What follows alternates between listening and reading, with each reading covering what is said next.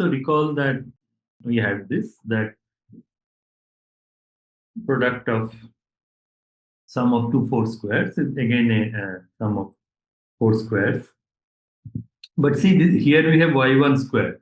So y1 square can also be written as minus 1y square. Y2 square can also be written as minus y2 square. Y3 square can be written as minus y3 square, and so on, y4 square. So here this y1, y2 signs I can change. The formula will remain the same. So that's what we'll apply here. So I can claim that summation xi square plus summation yi square is, now I can put this sign x1 y1 plus x2 y2 plus x3 y3 plus x4 y2, x1 y2 minus x2 y1 plus x3 y4 minus x4 y3, x1 y3 minus x2 y4 minus x3 y1 plus x4 y2, and x1 y4 x2 y3 minus x3 y2 minus x4 y1. So the signs of internal this y's have changed here from here. If you see the sign here, and here it was x1 y1 minus x2 y2 minus x3 y3 minus x4. So for example, I can replace y2 by minus y2 here.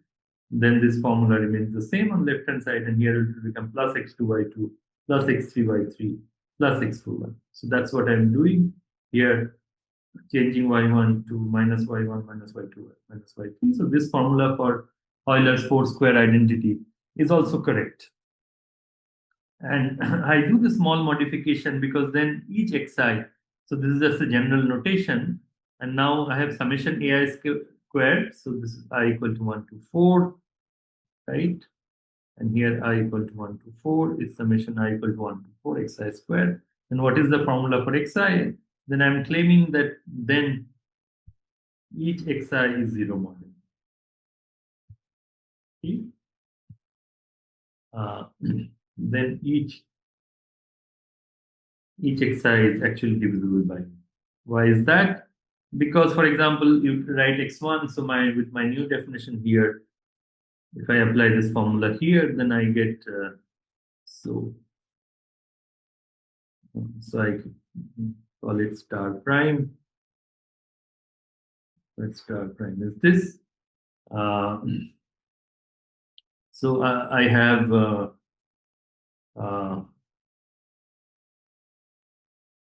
so let's call this star prime maybe.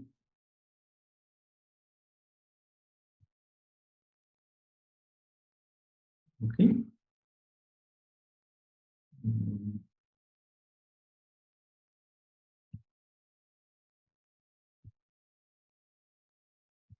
Right. So, and this is true because this is the star prime, and from here we get this. Then x1 is a1 r1 plus a2 r2 plus a3 r3 plus a4 r4. Here the summation ai square into summation ri square is summation xi square. So this formula, and this is a formula, maybe it's a bad notation, about xi square into yi square. So now in this formula, we'll give it a name 3, let's say 3, right? So x1 in 3 is what? For example, x1. So for example,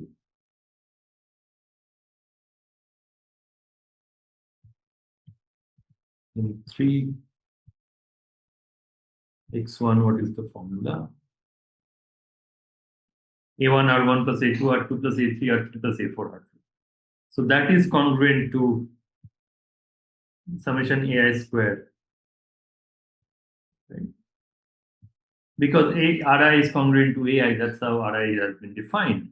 Ri is congruent to ai, that is the fundamental thing we know. Yeah, here, right? ai and ri are congruent to each other. They differ by a multiple of m. So I can put summation ai square, and that is equal to m times p. What is m? So that is a summation ai square, and that is congruent to summation ai square is m times p. So this whole thing is 0 mod mx1. Similarly, so xi, so 1 less than I less than 4. Each of them is 0 mod 4. So similarly, x2, if you see x2 here, x2 is x1 y2 minus x2 y1. So this will be x1 x2 minus x2 x1. So this will be 0, x3 y4 minus x4 y3. So this will also be 0, right? So this is actually 0 mod m. Third one will be x1, x3, x2. So if we put ri, basically, maybe I can write it with steps here. So we have, just a minute. So in 3, x2 equal to a1, that means one more a1 r2 minus a2 r1 plus a3 r4 minus a4 r3, and this is congruent to a1 square minus a1 a2 a2 minus a2 a1 plus a3 a4 minus a4 a3 is congruent to 0 mod m. Okay. Simply 0. Okay.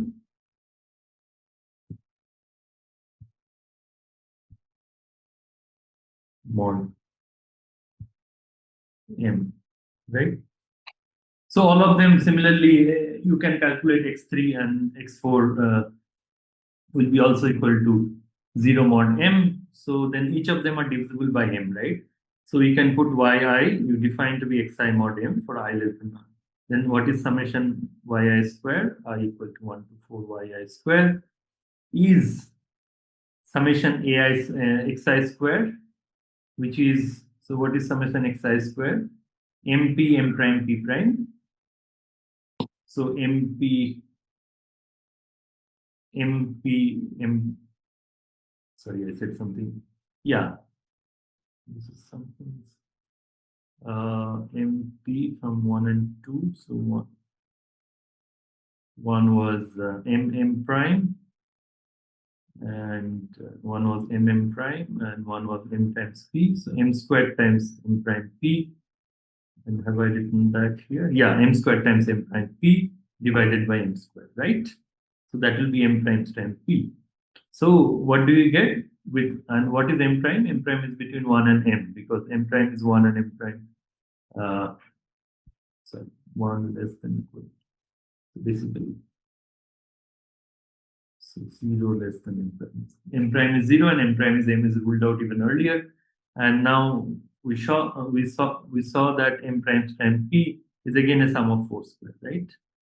Then this, then and yi in Z.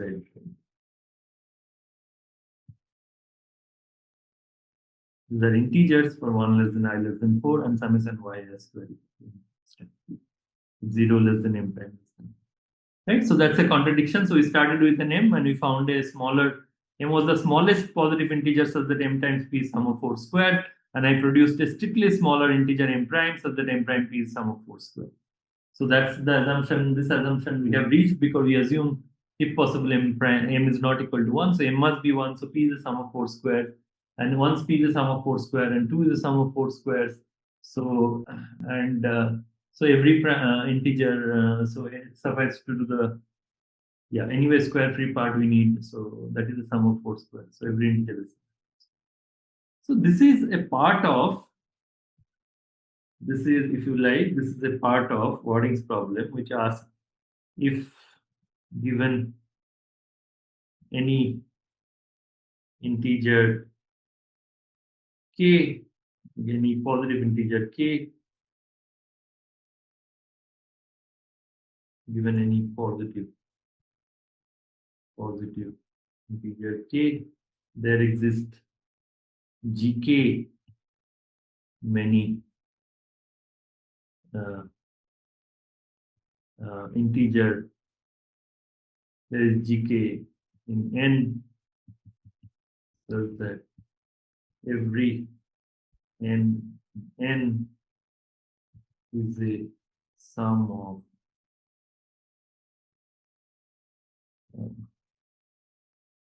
uh,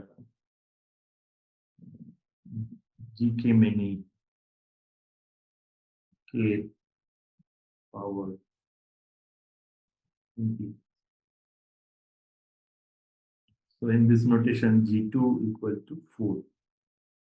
So given any integer, given positive integer 2, there exists G2 equal to 4, such that every integer can be written as sum of 4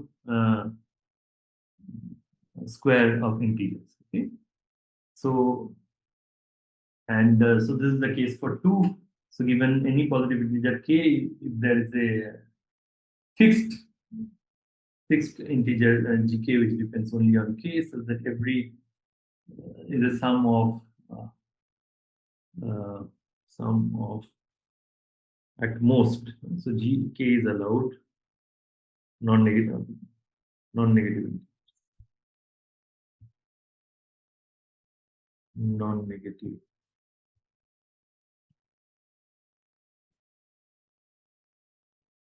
non-negative integer. For example, G2 is 4, right? So given any positive integer k, so you want to ask if there are gk many, if it is a sum of gk many k power of integers. Okay, so for example, as I said, G2 G2 is G2 is 4. So next is what is G3. So G3 is 9. This is the result of Wifrich and Kempner around 1912. So every n in n can be written as 9 cubes of positivity. Okay. So every at most 9 cubes of non-negative integers. Okay. So for example, so if you take so even for squares, we saw the example of 7. That 7 can be written as sum of, you need 4 squares. So similarly, if you look at 23, then there's a small exercise you can do. 23 cannot be written as summation ai squared, sorry, ai cube, I equal to 1 to 8, ai belongs to 7, sorry, ai belongs to n. So because so 2 cube is 8 and 3 cube is 27, already greater than 23, so you can only use 2 cube and 1 cube. Yeah, you cannot write it as sum of, you can easily check that you cannot write it as sum of 8 cubes. So every n in n can be written as n equal to summation. So G3 is 9. So G3 is 9. That means every positive integer can be written as sum of at most 9 cubes of uh, positive integers. Okay. Uh, so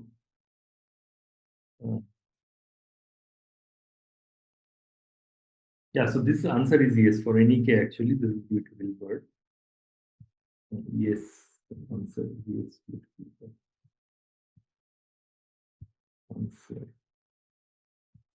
Yes, beautiful word. Okay.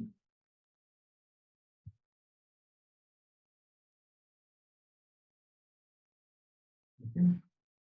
So yeah, given any positive integer k, there is always a finite number gk, so that every integer is a sum of kth powers of at most gk many. Every positive integer, positive is important here. Every positive integer is sum of gk many kth power of at most sum of gk many kth power of positive integers, or you say sum of gk many kth power of non-negative integers. Okay. So in case of squares, you see, in case of squares, is, considering square of integer and positive integer is the same thing essentially. You don't get anything new, and summing positive integers or integers, you get only non-negative numbers. So, but in case of cube, -1 is a cube, right? -1 is -1 cube. So negative integers can also be cube. However, this question you are asking with Frech and Kempner, this is about positive integers. So given any positive integer n, n can be written as sum of at most 9 cubes of positive integers. So n equal to summation ai cube, where I equal to 1 to 9, where ai belongs to n union 0, and 9 is optimum. As you can see that for 23, you cannot write it as sum of cubes. Okay. But so suppose we relax this condition, that instead of natural number, we ask this question for integer. So if n in z, then can it be written as so since -1 is a cube, if it is a negative number, it can obviously be written as cube of 9, at most 9 integers. But in fact, you take n in z and you put k, you define k to be n minus n cube by 6, right? So this is n into 1 minus n squared. So this is n into 1 minus n into 1 plus n. So this is like n into n plus 1 into n minus 1 up to a sign. So this is always divisible by 6. Product of 2 consecutive integers is divisible by 2, and product of 3 consecutive integers is divisible by 3, and 2 and 4 prime. So this is divisible by 6, right? So you put k is this, then k, this belongs to z. And you check that n equal to n cube plus k plus 1 cube plus k minus 1 whole cube minus k cube minus k cube, right? So this is a small calculation. You can do that k plus 1 cube minus k minus 1 whole cube minus 2k cube is 6k, and n cube plus 6k is n cube plus 6 into this. So this is n.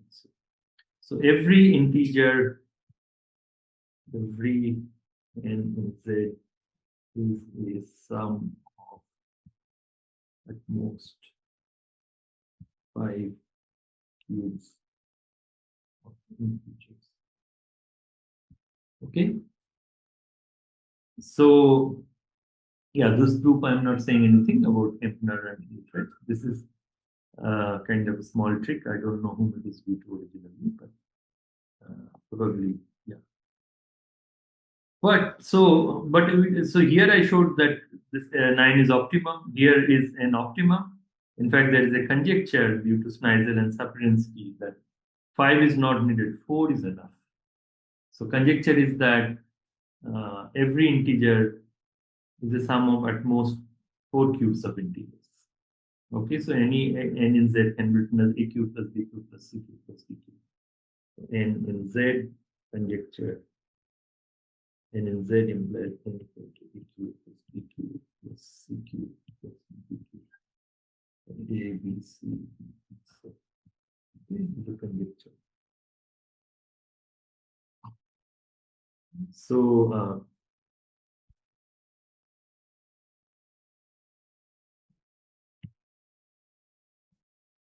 this is a conjecture. Are 4 cubes enough here? The open question, it's not known, but it is proved unless n is 4 or 5 more. And the conjecture and the results are due to Sapirinsky, Sneisel, and V.A. Demjanenko. Okay. So we started with, first we started with squares of integers. So every integer is sum of 4 squares. What about cube? Every integer, every positive integer is the sum of at most 4 squares of natural number. Then we move to cube. Then every positive integer is the sum of at most 9 cubes of natural number. Then we asked integer, and we quickly showed you that every integer is the sum of 5 cubes of integers. Every integer is the sum of at most 5 cubes of integers. And then there's a conjecture that every integer is in fact the sum of 4 cubes of integers. But this has not been proved. Some cases remain. For those integers which are of the form 4 or 5 or 9, it is not known. Otherwise, it is done. Now you can further relax the condition. You can ask how many what are the integers which are sum of cubes of rational number. Okay. So from integer natural number we move to integer, and now integer I'm further relaxing rational. What if I allow rational cubes? So there is this Riley's formula around 1825, and I want to show you this picture. I hope it is visible. So there's an identity that r equal to 27 r cube plus 1 divided by 27r square minus 9r plus 3 whole cube minus 27r cube plus 9r minus 1 whole cube divided by 27r square minus 9r plus 3 whole cube minus 27r square plus 9r divided by the same thing 27r square minus 9r plus 3 whole cube. So this is a true identity as verified by Wolfram alpha. This thing where you can verify this. So that means we have this identity r equal to 27r square r into 27r square minus 9r plus 3 whole cube equal to 27r cube plus 1 whole cube plus another cube plus another cube. So further, you look at this kind of denominator is 3 into or 3 cube into 9r square minus 3r plus 1, and this quadratic polynomial has discriminant 9 minus 36, so minus 27. So this doesn't have any real. It doesn't vanish for any rational number. Okay, so corollary is that if I take now m in z, r to be in z, so every r in z, so let's say every r in z can be written as r equal to x cube plus y cube plus z cube for some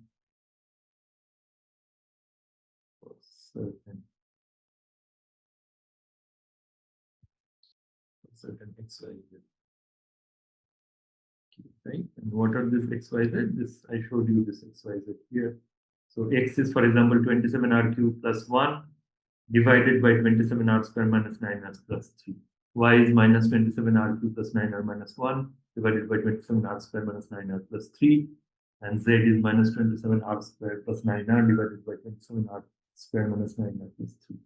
And this is true because I checked it by software. So now let us summarize. So every r can be written as sum of 3 rational cubes, every integer. So we started with every integer can be written as sum of 9. Every positive integer can be written as sum of at most 9 cubes of natural number. Then if you relax to integer, because minus 1 is itself a cube, minus 1 can be written as so every integer can be written as sum of at most 5 integer cube, and there is a conjecture which is partly verified, partly open, that is the sum of only 4 integer cubes. And then if we allow even rational number, then every integer is the sum of cubes of 3 rational numbers. So then it asks the question which we have asked earlier also in the previous lecture. On the other hand, you have previous lecture, we have given a criteria which integers are sum of squares of 2 rational numbers. That happens if and only if there are already sum of squares of uh, two integers, and then Euler's 4 square theorem or Fermat and all this 4 square theorem tells you that that is if and only if the prime factorization 3 mod 4 primes occur even number of times. So then we ask this question: which integer can be written as sum of 2 cubes of rational number? Okay, so I gave you 2 motivations in some sense. One's via this Waring's problem, and one is via this sum of squares of 2 natural number integers which are sum of squares of 2 rational numbers. So we have a clear cut criteria which integers are very clear criteria which integers are squares of 2 rational numbers, and that's if and only it's prime factorization and factors of the form 2 mod 3 mod 4 even number of times. Then next natural question is which integers can be written as sum of x cube plus y cube where xy rational. On the other hand, if you see you started with positive integer and then rational number, every integer is sum of 3 cubes of 3 rational numbers. So then it begs the question, which integers are sum of this question again? So sort of looking into 2 motivations for this. And this is the question, this is called, so definition, define n in Z to be a rational cube sum, or simply cube sum if n equal to x cube plus y cube, or some x comma y.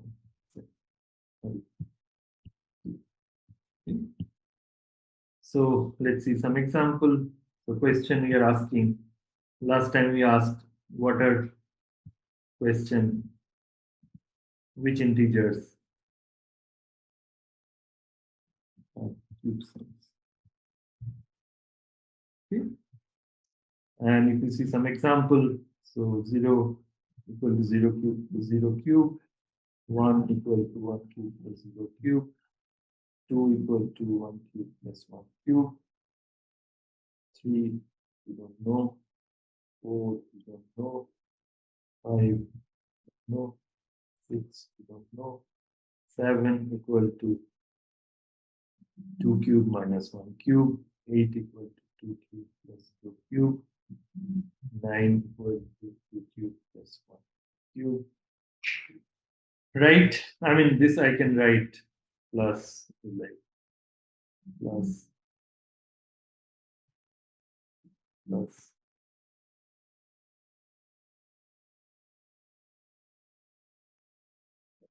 Cube. So, for example, let's look at 6. Okay. So 6, if you look at, can it be happen that AQ plus BQ, where AB are integers? If you look mod 9, so look mod 9, then it's not possible. Because mod 9, only cube is 1 cube equal to 1, 2 cube is in Z mod 9Z. So 2 cube is minus 1, 3 cube is 0, 4 cube is 1, so 5 cube is minus 1, and 6 cube is 0, 7 cube is 1, and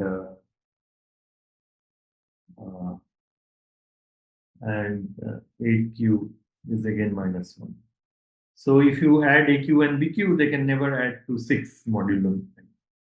But the point is, this is equal to 37 by 21 cube plus 17 by 20. You can verify this. So it is not an integer cube, but it is actually a sum of two rational cubes. So when you consider rational cubes, you get actually more integers, then you'll get taken integer cubes. Okay. So 6 is not a sum of two integer cube, but it is. This is not true, but if you say q, then it is true. This is not true, but if you say cube, a, b, and q, then q, then this is true. Namely, a is 37 by 21, b is 17 by 21. Then you can find. So the question you will be addressing, which integers are cube sums. Okay, so this is the question of the next lecture.